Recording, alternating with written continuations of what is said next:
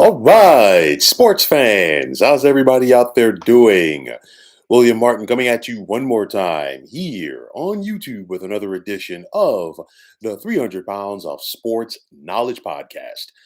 Well, you can add Florida State Athletic Director Michael Alford to the growing list of people that are not in awe of the ever widening gap in college football between the haves and the have nots. Now, according to ESPN.com, Alford met on Friday with Florida State's Board of Trustees and let them know that something has to change in regards to the revenue gap between the Big Ten, SEC, and everyone else. Now, when the new television contracts kick in, the ACC, which has been Florida State's home since 1992, is locked into a television deal or media rights deal that runs through 2036. And as the ACC is trying to keep up with the Big Ten and the SEC, they're actually going to be a little bit behind the eight ball, if you figure, because they are going to fall $30 million per year behind both the Big Ten and the SEC. Now, Alford also raised a valid point to the Board of Trustees at Florida State that Florida State contributes about 15% of the value of the ACC's media rights deal, but they are only getting about 7% of the revenue as the ACC evenly distributes it among its members. Now, this is and will continue to be a problem for college football. Number one, as far as who's generating what. And then on top of that, each time that a school from whatever conference that's not the Big Ten or the SEC sees another conference get a bigger payout or gets a more lucrative television deal, it's going to raise some eyebrows. Just look at how the Big East was destroyed for football. You look at USC and UCLA leaving the Pac 12 to go to the Big Ten. You look at how the original Big 12 was broken up. These are all factors. At the end of the day, like I've said before, it comes down to money. And the gap is only going to continue to grow because I talked about the Pac 12 recently, and I'm going to talk about them again. They're currently teetering. And if they were to fold, if they cannot figure out what they're going to do with their next television deal, it's going to be or will be a mad scramble between the Big Ten and the Big 12 to cherry pick who they want. There are rumors that the Big 12 wants Arizona. They want to bring Colorado back among some of the teams that they're interested in. And like I've talked about it before with the Big Ten, if the Pac 12 were to fold, it wouldn't surprise me to see Oregon and Washington ending up in the Big Ten. That's just the nature of the beast, unfortunately. And like I've said before, and I will continue to say it, you're not going to be able to compete with the Big Ten. They have the three biggest media markets in the country: New York, Chicago, and Los Angeles in their back pocket. They can go to any network and secure any deal that they want. Just look at the Big Ten's new deal that they have with Fox, CBS, and NBC. It's a pro type deal.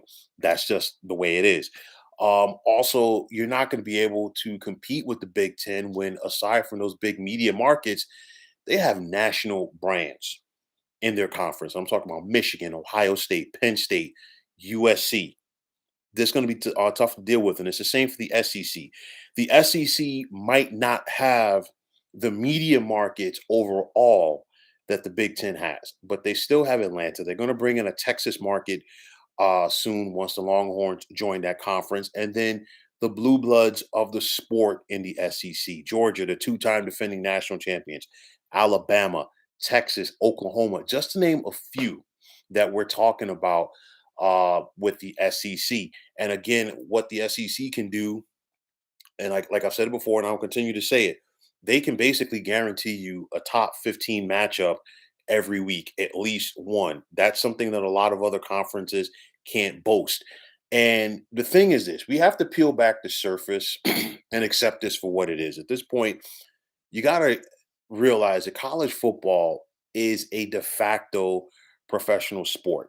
And because that's the case, it needs to be treated like that. But unfortunately, the powers that be are not going to do that because college football is in desperate need of revenue sharing as well as having a governing body, not the NCAA, that is going to operate a legitimate checks and balances agenda. And I say that as far as making it an even playing field because this gap is only going to continue to grow right now.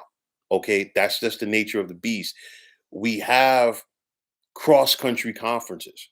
And of course, it wasn't that long ago when you really peel back the surface. Conferences really focused on a region. You think back to the old Southwest Conference. With the exception of Arkansas, every other member was in the state of Texas.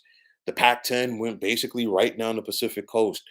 The ACC was kind of like, you know, a Southeastern Conference junior, if you will, as far as everybody concentrating Maryland, Virginia, the Carolinas, right down the Atlantic coast.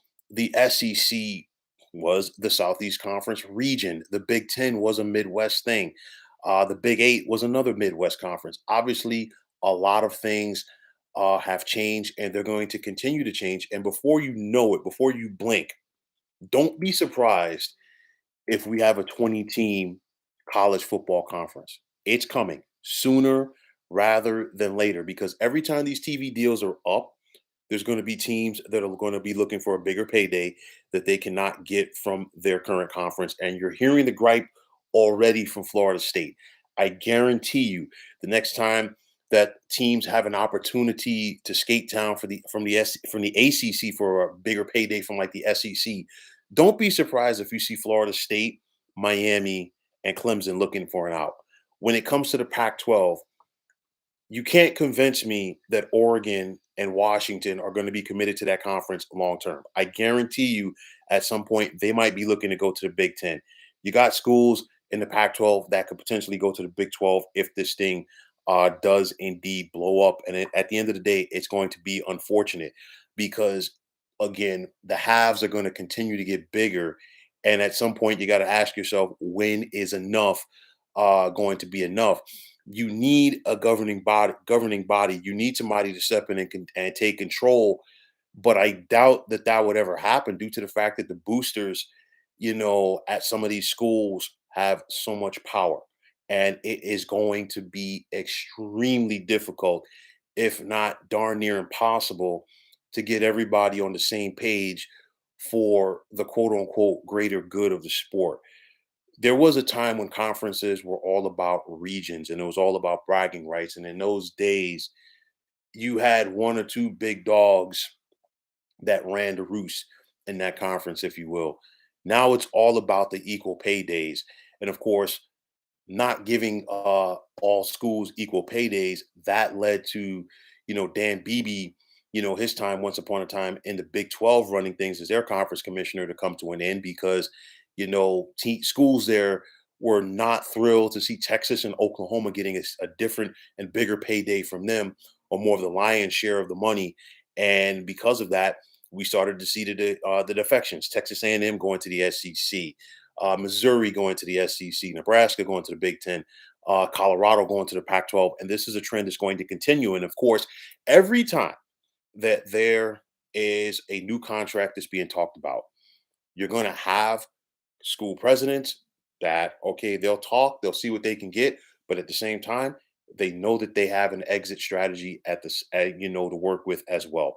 And I guarantee you, those schools out there in the Pac-12, they're talking about being committed publicly, but I guarantee you, behind the scenes, they are working on deals as far as potential exit strategies. Nobody would have ever thought that they would have seen both USC and UCLA leave the Pac 12 for the Big Ten.